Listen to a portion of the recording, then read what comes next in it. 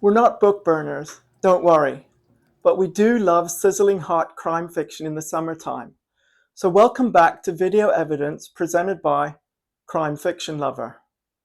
Over the past couple of months, we've brought you several book previews and had authors on the channel reading from their crime novels. But we haven't recommended many books lately. So that's what we're going to do today. What we've got is 6 sizzling crime reads for the summer of 2026. Now, crime and killing are obviously a big no-no, forbidden and punishable under the law in our society. But what strikes me about this selection of books is the range of verboten topics they tackle. Things that people don't always want to discuss or think about. Things that might offend, or at least leave a bad taste in the mouth. So let's start off in Argentina.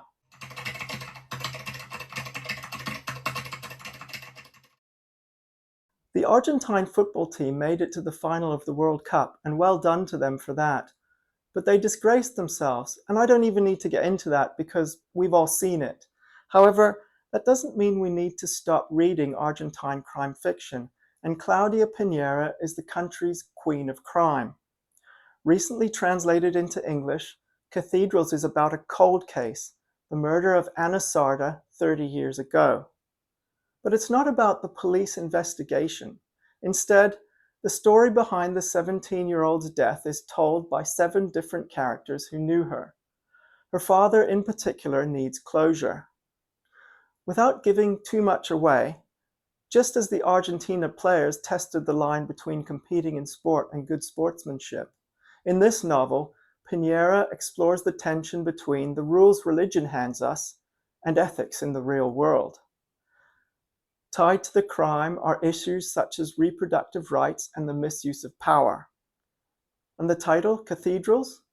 Well, that relates to the strict Catholicism on display, as well as a destination for one of the characters in the story, the cathedral in Santiago de Compostela, in Spain, ironically. Read my colleague Sonia van der Westhuizen's full review on the site. There's a link in the description.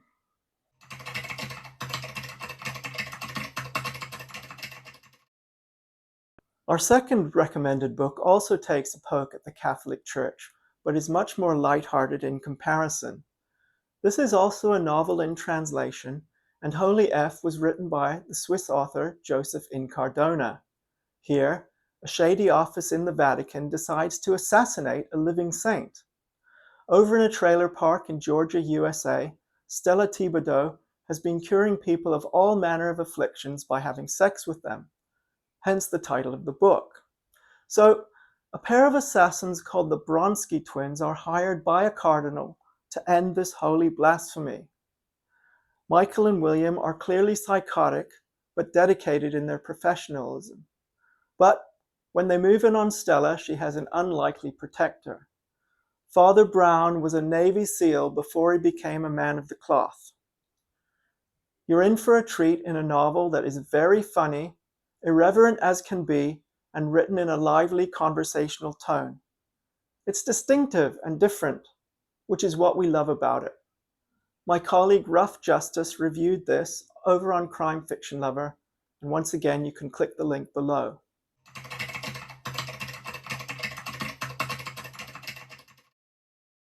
AI, artificial intelligence, that's another verboten topic here at Crime Fiction Lover.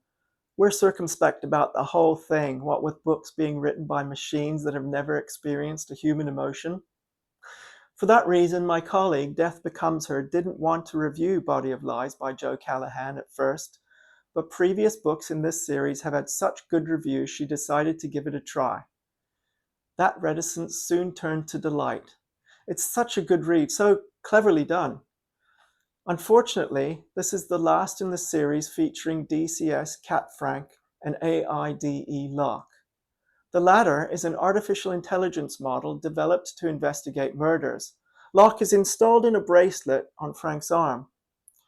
It's Halloween here, and they are investigating the death of a woman whose body is found in the medieval stocks in Frank's hometown of Coleshill, Warwickshire. The woman in the stocks turns out to be the MP for Warwick and Leamington, and left with the body by the killer is a QR code. So get ready for an AI-powered cat and mouse police procedural. And definitely don't be put off by the AI aspect of the story, because author Joe Callaghan's human intelligence is really what makes this book tick. Again, you can read our full review on the site.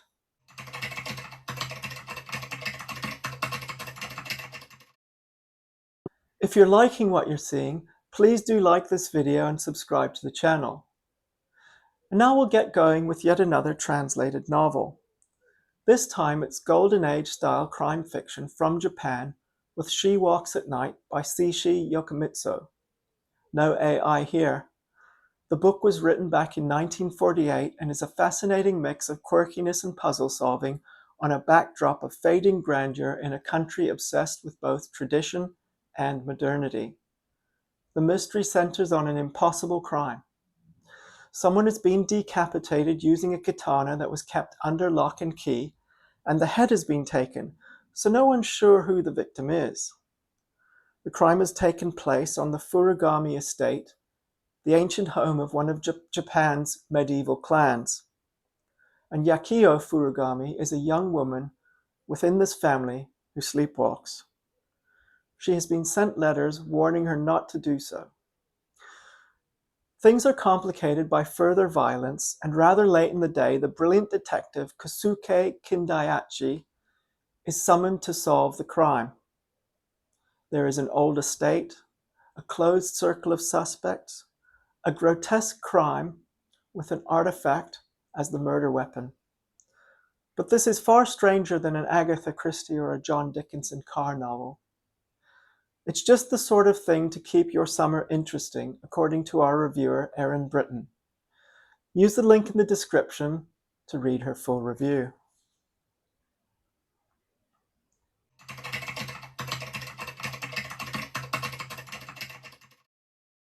With writers like Francis Crawford and G.R. Halliday front of mind at the moment, Scottish crime fiction is basking in the long hours of sunshine this summer. The Long Isle will delight readers who enjoy mysteries set in far-flung places, and it begins a series that takes us to the Outer Hebrides. A young priest has been murdered on South Uist, and DC Merritt McLean, a rookie Glasgow detective, has been sent there alongside the older and more cynical DCI Barr. Her teenage daughter Jean is with her, which complicates matters a little. Even more complicated is McLean's relationship with the place itself. With her local knowledge, she's the ideal person to investigate, but with that tangled past, it will be difficult for her. It's a story of contrasts too, between the old and the new, between the city and the rural life.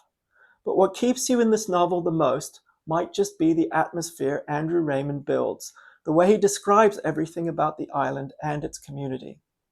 You can feel the sea spray on your cheek, taste the salt, and shudder at the ritualistic crime that is being committed. This book is already very popular in Scotland, and we hope the Long Isle travels much further afield.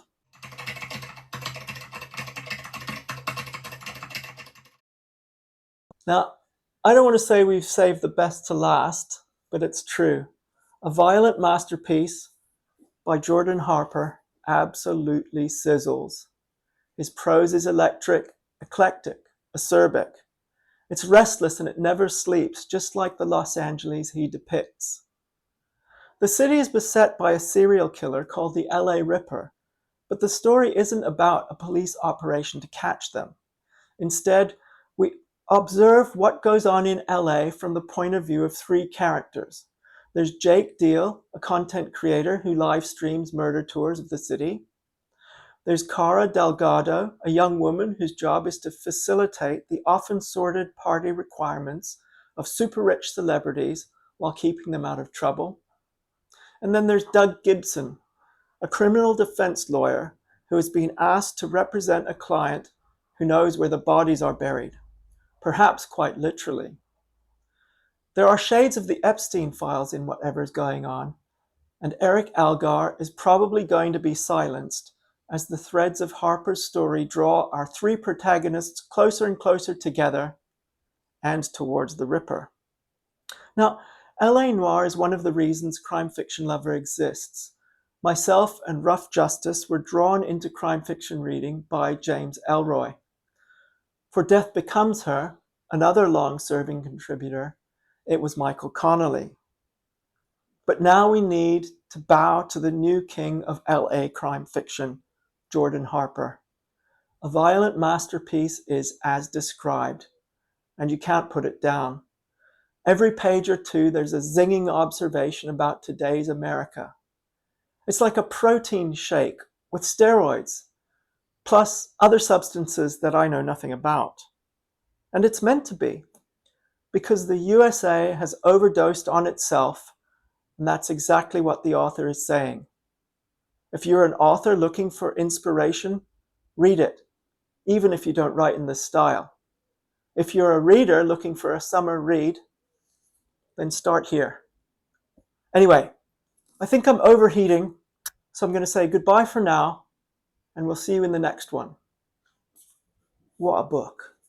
What a book.